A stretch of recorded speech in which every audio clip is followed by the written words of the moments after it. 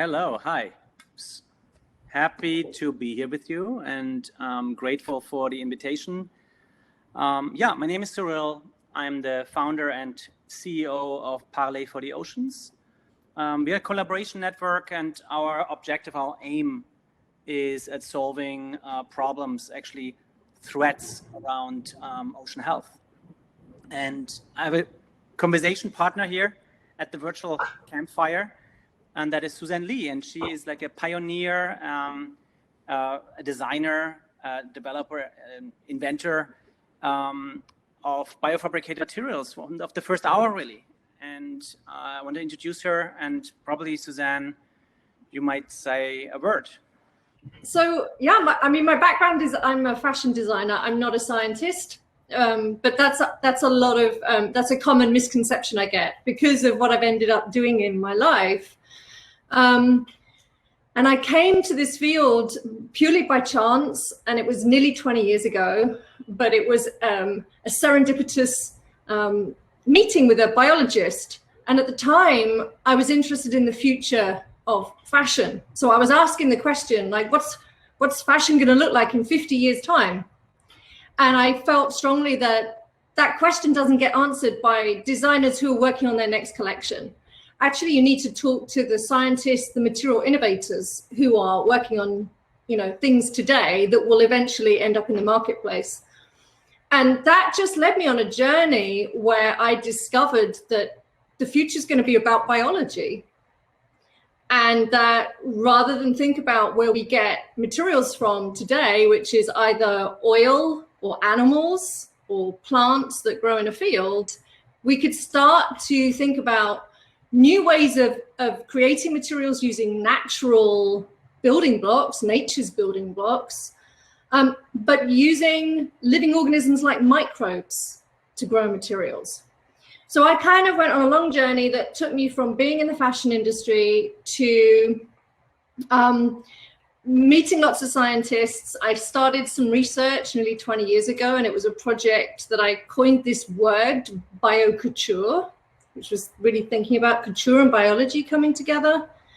And I ended up moving from London to New York to join a startup that was looking to grow materials, leather-like materials, not from animals, but using living cells.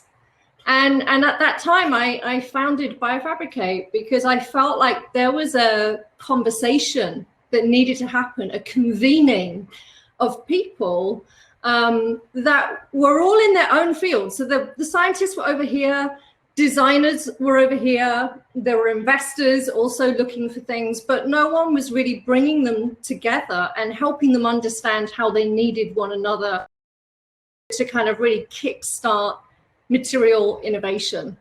And so that's how Biofabricate started. It started as an annual summit to bring, really to convene these different groups of people so they could actually start to network and form partnerships and really start to drive a biomaterial revolution. You're on mute. Through a very personal gateway, in a way, like fascination for a new material type, curiosity, but also seeing opportunity as a designer, more or less, to work with a total new generation of materials. At Parley, or we here, we approached it from the reason we met came from a different motivation.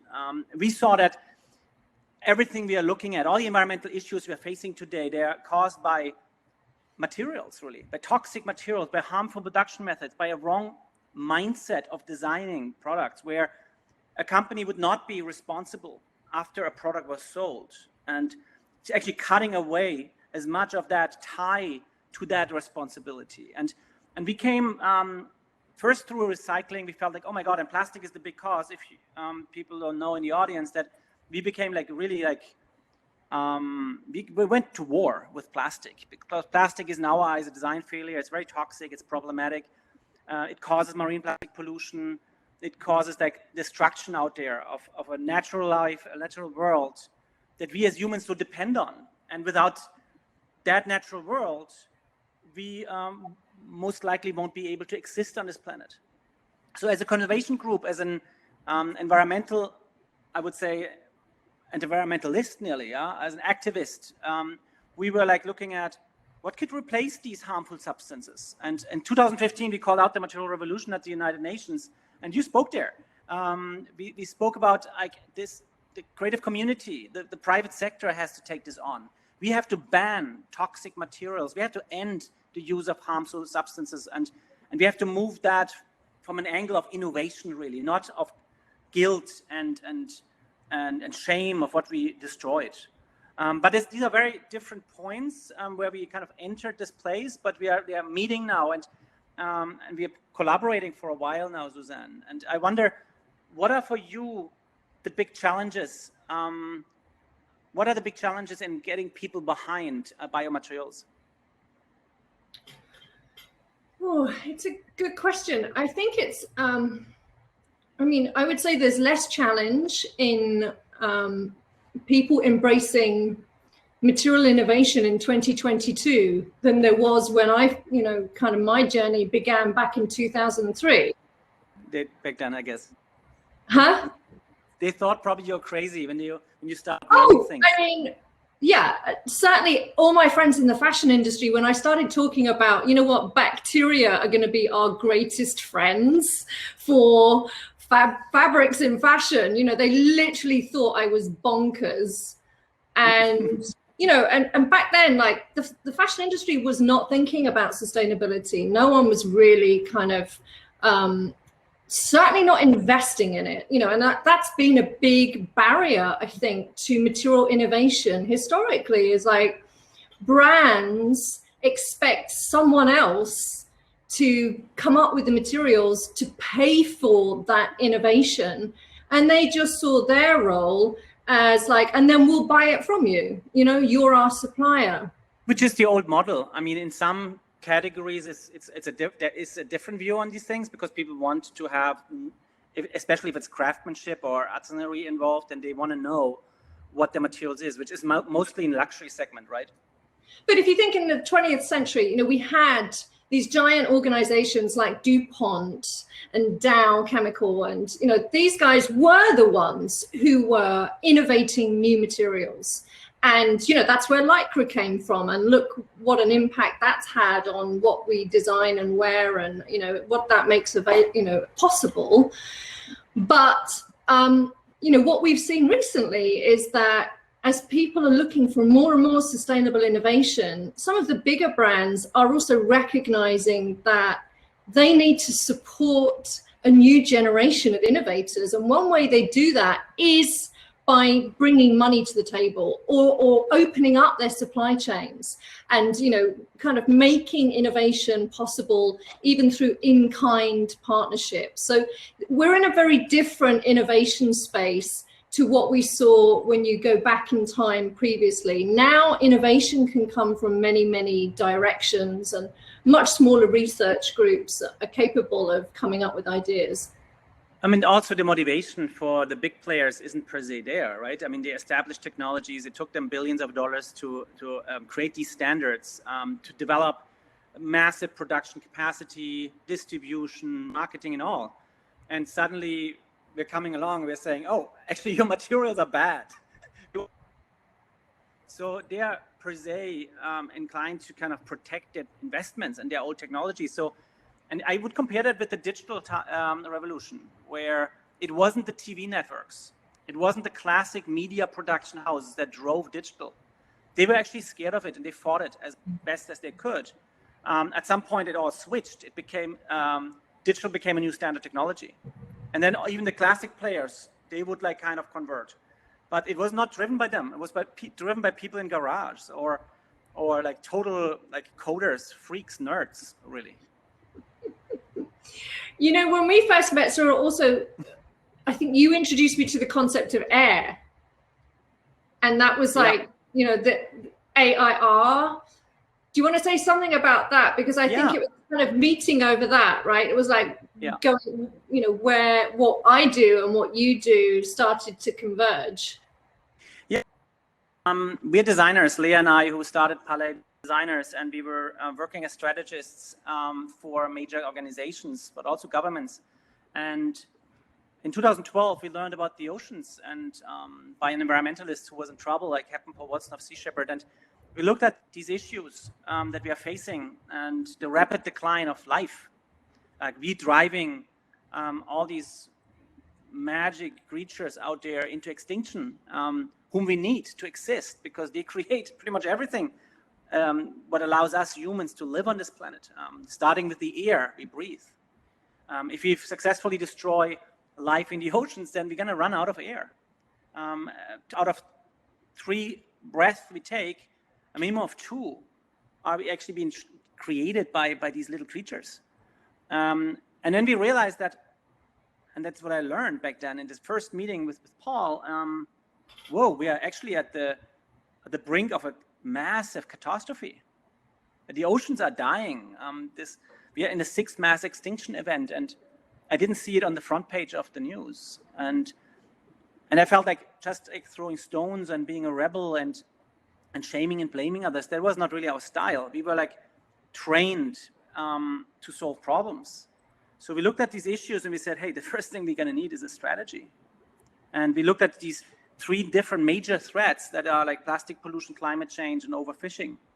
And we felt like, we have to focus on one first. And we should take one that is new to people because we are also new players. And it's weird if we suddenly go into climate change and not having the expertise or trying to engage on a political parquet with overfishing issues. And we decided for plastic. And we realized really quickly that recycling, which was back then the idea that if you recycle, if you manage your waste in the right way, then recycling could fix these problems of us polluting rivers, us polluting oceans.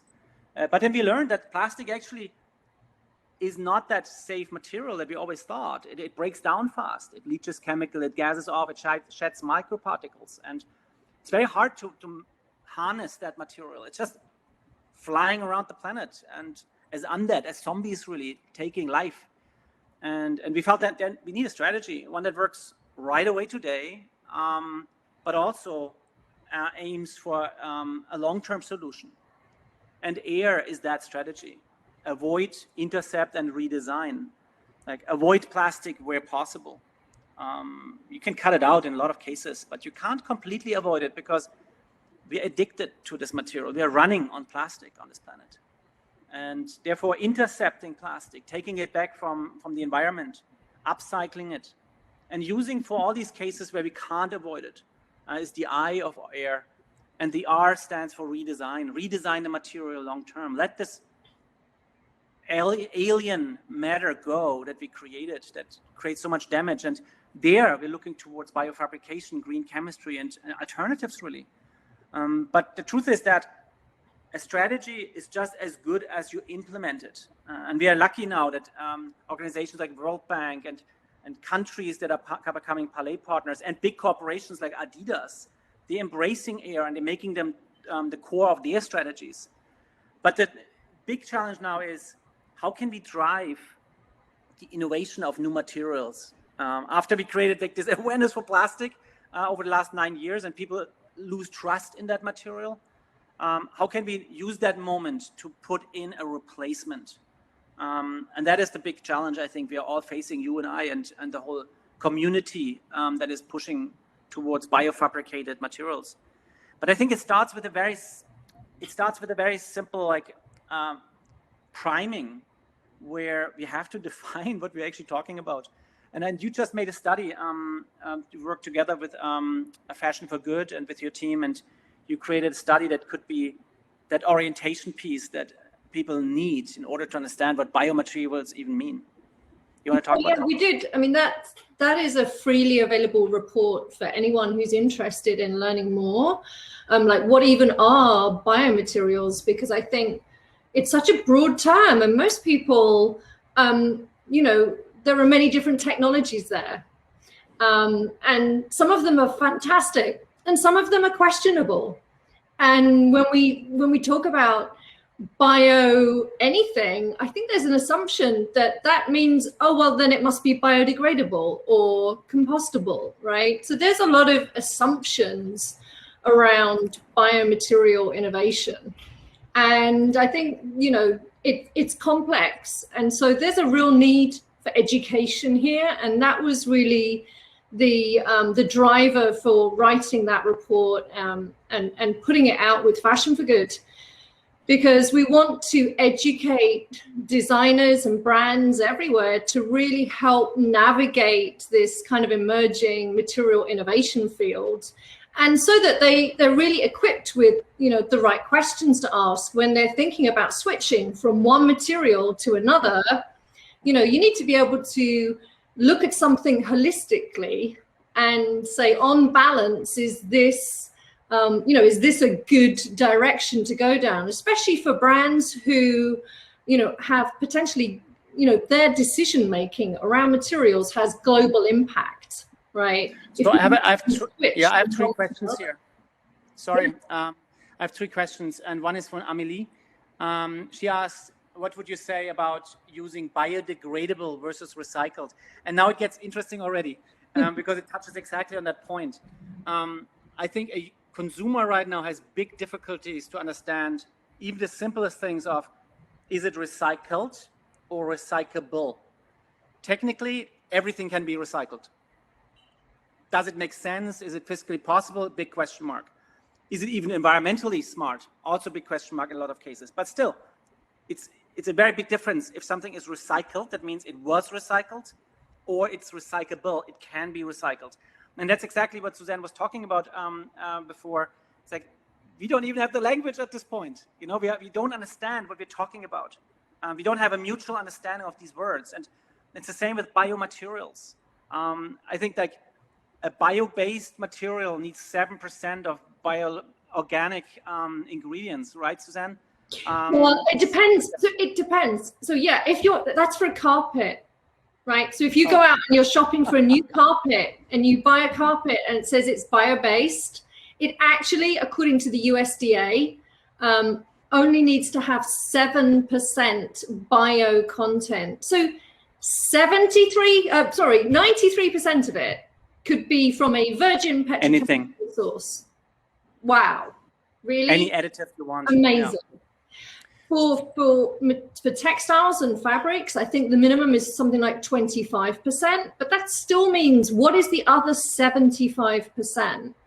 But I think the bigger question there is not even, we can look at where we get the raw material from, we can look at how it's made, and we can also look at the end of life. And some brands will, they'll have a strategy that's very much focused on one of those, right? They may be very much focused on the end of life. What happens to it when we've finished using it? Which brings me to the next question. Biodegradable. Just that something breaks down, just because it breaks down, it doesn't per se make it a better product. Yeah. Suzanne, you want to speak about that? Well, yeah, I mean, this is the point, right? Is that you actually, to make a truly sustainable decision about changing manufacturing or changing a material, you need to look at the whole system end to end, right? What was its original impact on the planet in extracting or creating the material? And then how much energy was used in its production? Because if we're here talking about climate change, then we need to consider the greenhouse gas emissions from its production. And that happens at various places in the process. And then at the end of life, like, what actually makes most sense from an environmental standpoint? And what do we leave behind?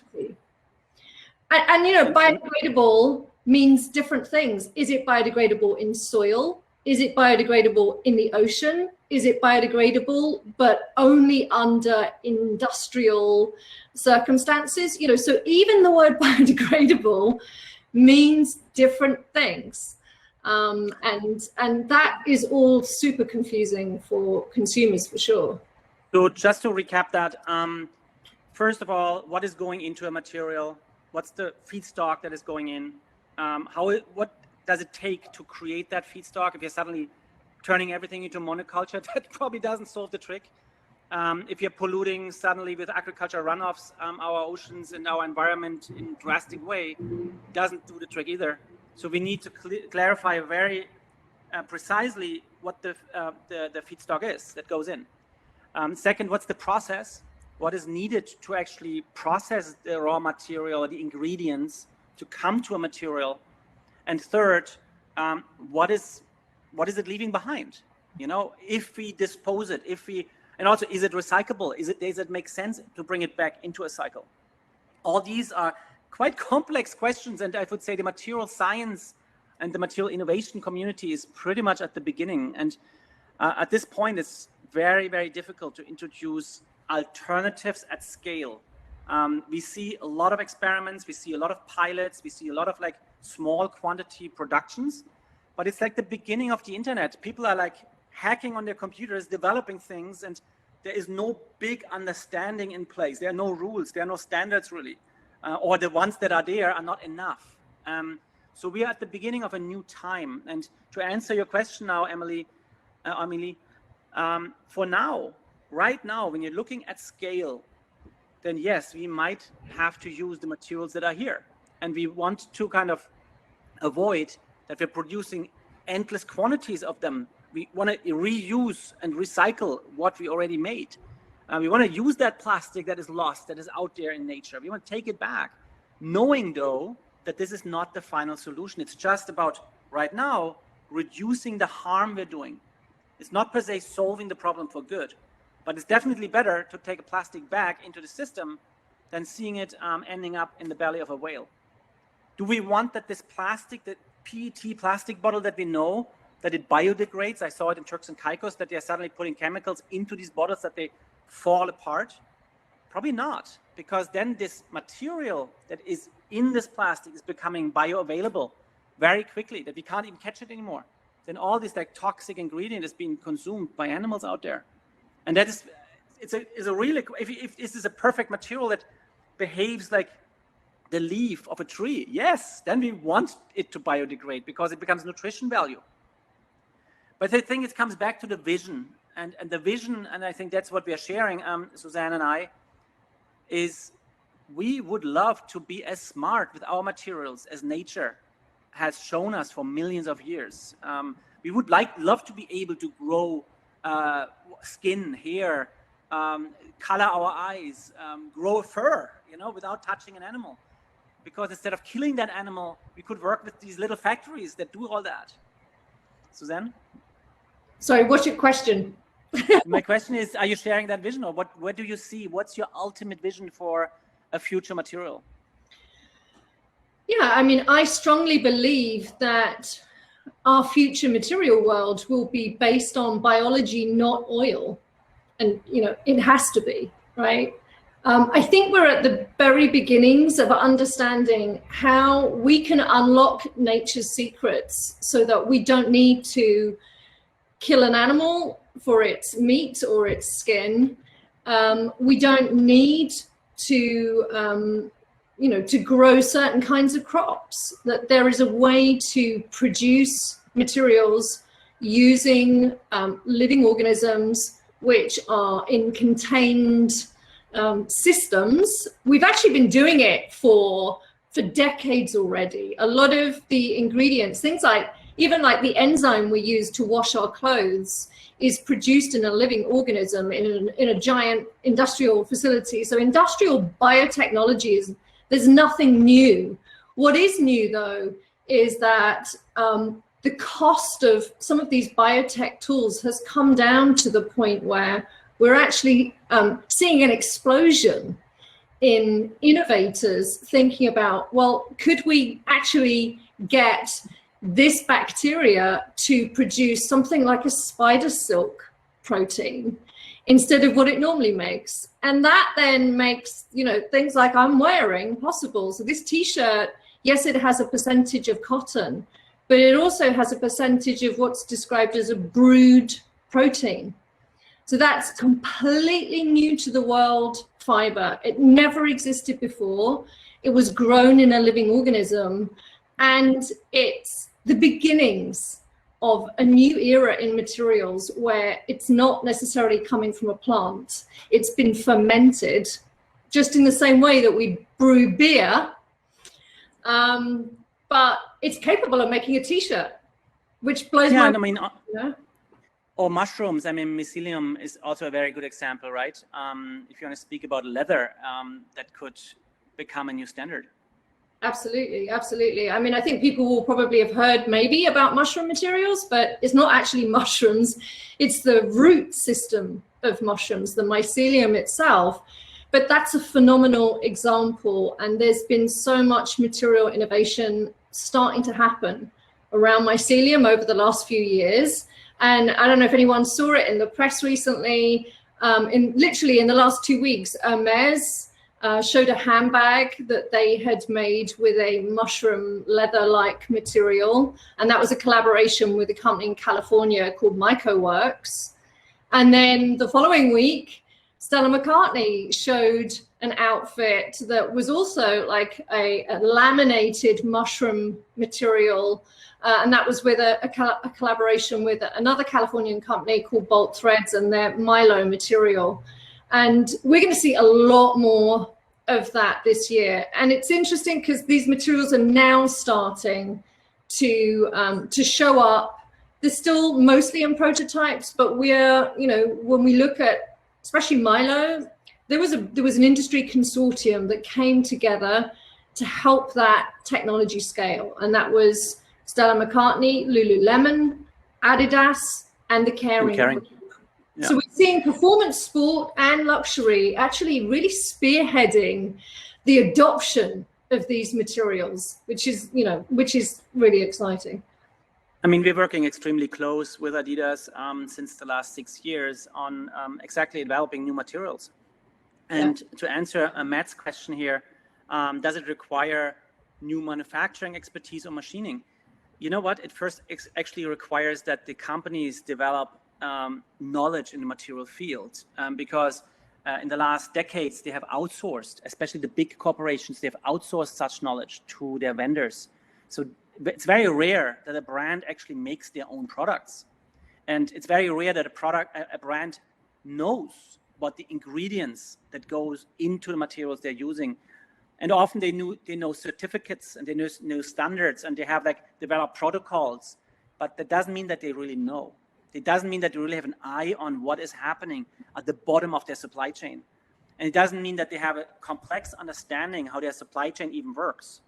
That means everything, all this responsibility is pushed away to big manufacturing partners that often cater to a broad variety of brands, often even to the competitors, you know. And what we saw in recycling, and that's the lowest hanging fruit. It took us 5 years to scale our idea of ocean plastic, 5 years. And there was so much resistance in the supply chain, they simply didn't want to put it in. And we had to develop all that knowledge ourselves and hire our own scientists, our own chemical engineers. And if Adidas wouldn't have opened the books and said, okay, we show you everything, but we also want to learn everything, we're gonna take that extra step to really understand how to fix this, we wouldn't be here. And that's just recycling. And when we're not talking about a new material, then yes, in a perfect scenario, it runs on existing machines because ideally it just meets the same pellets, for example, that a synthetic material uses. Or in the case of mycelium-based leather, hopefully can use tanneries that today are treating leather. So I think there are parts of the supply chain that can most likely be adjusted to new materials. But in some cases, you have to actually implement new steps or new technologies. And all that needs a driver. And the driver needs to be the brand. The consumer can ask for change. The consumer can voice their concern.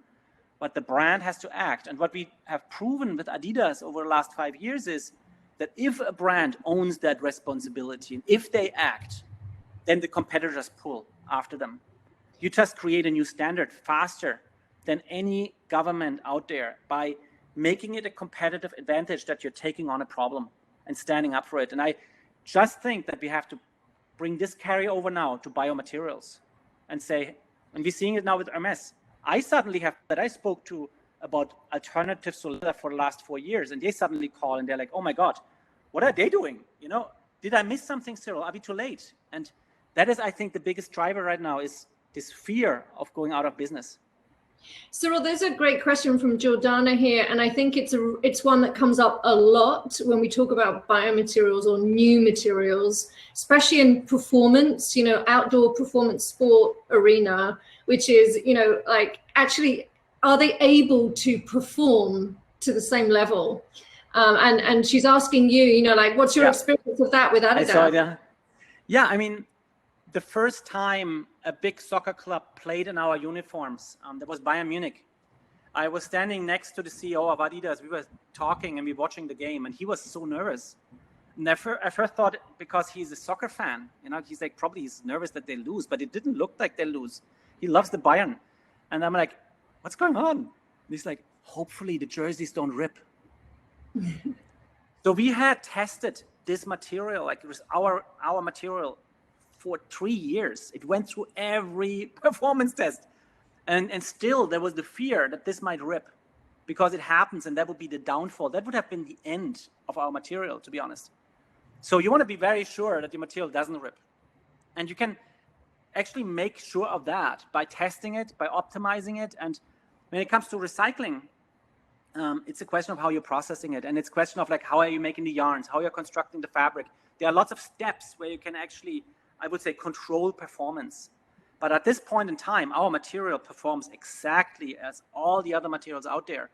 And that was the reason actually why we worked first, we collaborated with Adidas, because we wanted to prove that this can be super fashionable, but also top performance. We wanted to come from top down and build trust for recycling, because back then there was none. People found it ugly. It was like an alternative, but it was not the original, because they were educated that virgin plastic is the real thing. People even felt for a long time that if you enter a car and you have the citric smell, that this must be a sign of quality. Oh my God, I have a new car. It smells so fresh.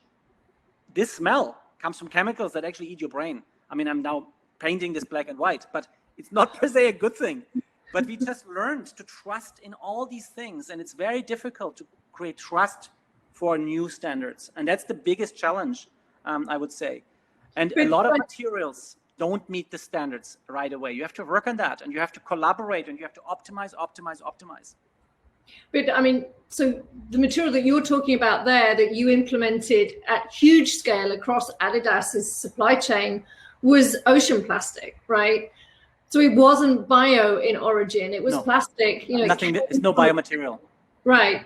But I think when it comes to performance and biomaterials, actually it is a challenge. That is one of the main hurdles that is remaining, especially if we're talking about a performance shoe or a piece of kit that is going to need a level of durability. A lot of what we have come to expect in terms of durability is delivered through chemistry. So you can create a material which is 100% bio-derived. It could be from a waste stream. It could be very low on environmental footprint. But in order for it to perform in a certain application, you're going to need to cover it with a petrochemical that will stop it from biodegrading or composting. So there are trade-offs here. And I think that that's where it does get really interesting, because a lot of brands and consumers are not prepared to compromise. We don't want to give up on the performance that plastic has given us and those kinds of materials, right? So that's something that I think is a challenge today. I don't think it will always be a challenge. And I see examples of biomaterials that can actually outperform existing materials. And I think we have someone here, Wonder Alpine, who are creating biomaterials for backcountry skiing. Like, their skis have been proven to outperform a petrochemical alternative ski. And so that's a great example of where biomaterials actually can come into a performance competition and beat out the incumbent material. And also there are materials that are just based on what we already had for decades: paper, banana leaves, like fibers from nature that totally outperform synthetic materials when it comes to attributes, like dealing with sweat, all these kind of different aspects. I would say in principle, nature is always and has been always more intelligent and more advanced and more high tech than anything we created. It's just a question, are we able to replicate that? Are we able to isolate such processes and turn them into a very specific supply chain?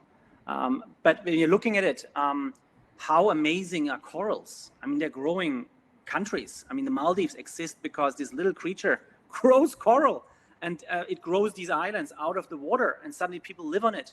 I mean, that's a material that it's very hard for us to match that with the synthetic man-made inventions.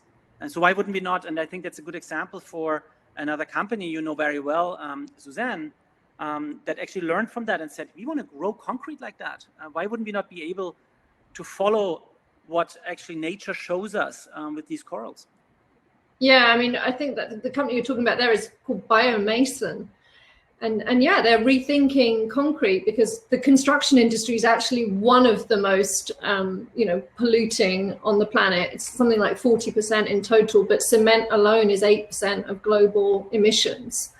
And yeah, what Biomason have done is take a naturally occurring soil microbe and combining it with aggregates, things like just sand, could be from a recycled source. They can grow a tile, a brick, a cement material that's 3 times stronger than concrete, but it's the same system. It's using carbon in the same way that coral does, in the same way that nature does. So that's the thing that we're excited about the future, because it's all about step-by-step learning how we unlock, how nature designs and manufactures things. And repairs. And I mean, imagine you have concrete, and normally you have a crack. That means you have to call the guy to repair it, or you have to repair it yourself.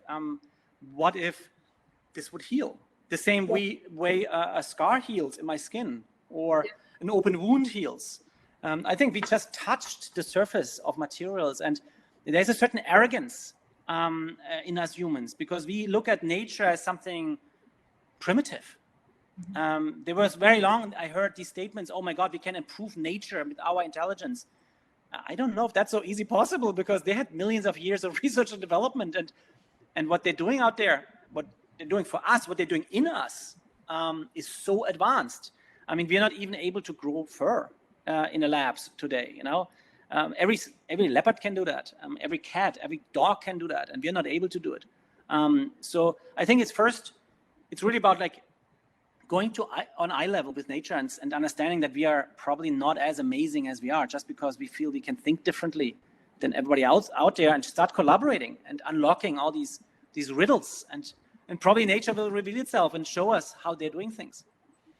Yeah, I think that there's a need for humility here as well. Like, we're obviously excited, and we're close to a global network of people who are innovating with biology, who are trying to unlock nature's secrets for the benefit of us and the planet. But that does come with a responsibility and a need for, checks and balances, that we don't end up creating another generation of materials that are more problematic than what we currently have.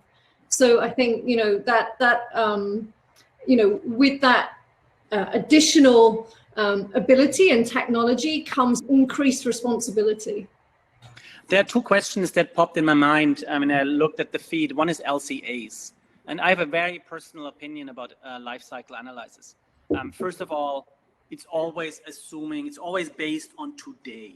That means what we're doing today, how we're shipping today, how we're making things today. It doesn't assume that we are developing right now on all levels parallel solutions. And I want to compare that with the internet. At the beginning of the internet, people said, oh, we will never be able to broadcast movies in the quality that we know from television. Digital has outperformed television quality now for a long, long period of time. We are like on a quality level that was never even possible for traditional television, because so many people worked in parallel on things. They innovated. Some worked on the cables, some worked on the algorithms, other worked on processors. And I think the same with materials. At some point, you have to believe in a vision and drive it, knowing that you will pivot and pivot and pivot, and knowing that other people will do their job as well. So if you're only evaluating the impact on today's data, you're getting stuck. Because probably it makes no sense today to brew a protein, because you need a nuclear plant to power that thing. But tomorrow we are probably running on a different energy system. And I think this is something we have to always take in consideration, that we are talking about the future. That means we're talking about 5 to 10 to 15 to 20 years to come. And we just have to find out what technology is outdated, which it was good at a certain point in time in the past, and when is which time for the next technology. But we should definitely not stop, and we should definitely not block. We should innovate the hell out of this, because that's the only way for us humans to survive on this planet, to invent our way out of the toxic age that we created. I mean, yeah, all an LCA does is give you a snapshot in time. It gives you a bar, it sets a bar on which to innovate further and to make improvements. But you need some measurement or guide when you're doing innovation, you know. And I think that's one of the things we covered in our biomaterials report, was actually think about just where the impacts are, because that's actually a good indicator by which you can kind of hold yourself accountable. How do we make improvements? Where are we at today, and how do we get better? And you need data to fuel material innovation. Perfect. So I think we covered it. We're like exactly 45 minutes in. And it was a great conversation and great questions. Super really good questions.